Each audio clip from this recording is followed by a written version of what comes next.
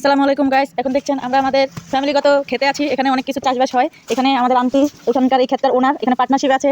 আমার মুরব্বী মানুষ, আরেকজন মুরব্বী মানুষ এখানে বিজি। এখানে অনেক ধরনের শাকসবজি লাগানো হয়েছে, আমি আপনাদের সবকিছু দেখাচ্ছি, দাঁড়ান 1 মিনিট। এখানে দেখছেন অনেকগুলা পুঁই শাক লাগানো হয়েছে, এখানে ডাটা শাক লাগানো হয়েছে। এখানে আবার এটা কি, এটা মূলা। মূলা, এটা মূলা। এখানে ফুলকপি, এটা মনে হয় সরিষার গাছ।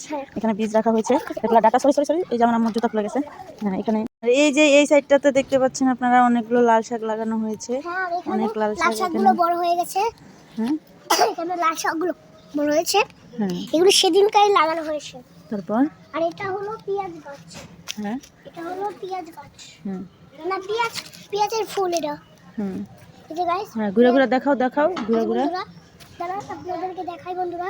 এই দেখেন, আর এই যে বেগুন গাছটা। আর আসেন আপনাদেরকে আরেকটা দেখাই, আরেকটা দেখাবো। তো এই যে একটা বেগুন গাছ হচ্ছে। এখানে মাশাআল্লাহ বেগুন হয়েছে 2-3টা, আবার এখানেও 2টা হয়েছে। হ্যাঁ, এখানে পুঁই শাক গাছ আছে, পেঁপে গাছ আছে। এই দেখেন বন্ধুরা, এই দেখেন বন্ধুরা, আমার হাতে কতগুলো ফল ধরেছে। গাইস, এই যে পালং আমাদের খেতে। একটু জোরে বলো। আমরা এই দেখেন গাইস, আমাদের পালং শাক। আর এই দিকটা তো দেখতে পেয়েছি।